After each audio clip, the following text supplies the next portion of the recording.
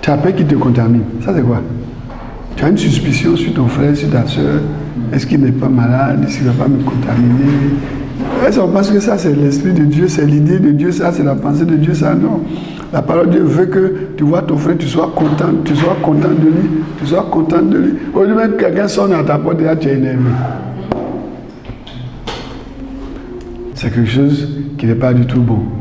Et donc, il nous faut prier plutôt que de vouloir se mettre la peur, se mettre la pression. Non, nous devons prier. Il nous faut prier, chercher la face de Dieu qui est avec nous, la présence de Dieu qui est avec nous. Il nous faut prier. Et puis, continuer de vivre la joie du Seigneur. C'est une chose importante. La Bible dit en Philippiens chapitre 4, verset 8. Réjouissez-vous, je vous dis.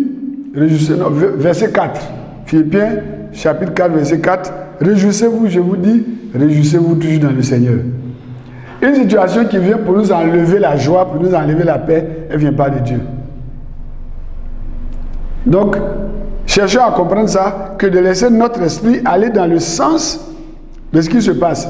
Si nous nous opposons à quelque chose, c'est là que nous avons la possibilité de vaincre la chose. Mais si nous allons dans le sens de la chose, on ne peut pas la vaincre.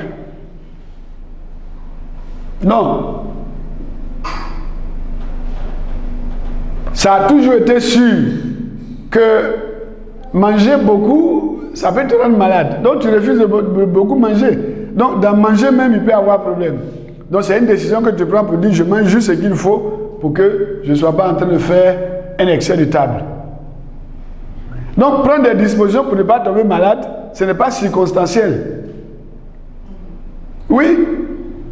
Et si une maladie, une pandémie, aujourd'hui, ça ne commence pas aujourd'hui. Il y a eu le ver de Guinée dans les temps passés, il y a eu le pian dans les temps passés.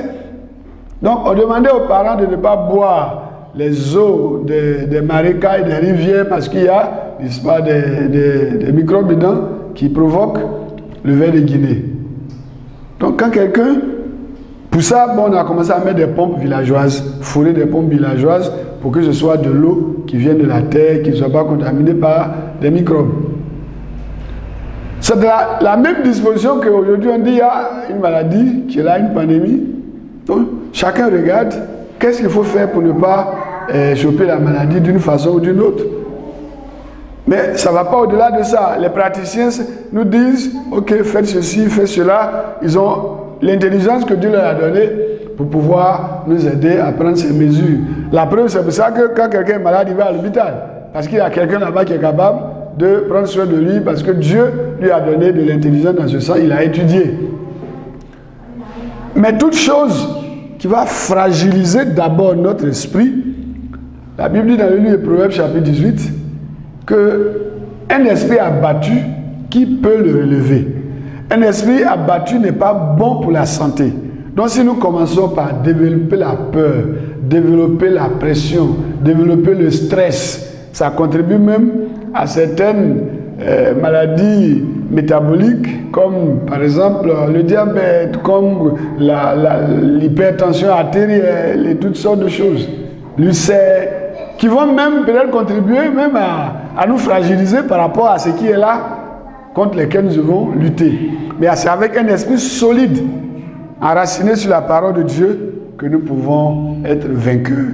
Donc, que Dieu nous soutienne à pouvoir avoir les attitudes qu'il faut, ne pas tomber non plus dans l'insouciance, dans toutes sortes de choses que nous voyons aussi dans nos rues, de l'insouciance, des façons de réagir, des personnes. Et puis bon,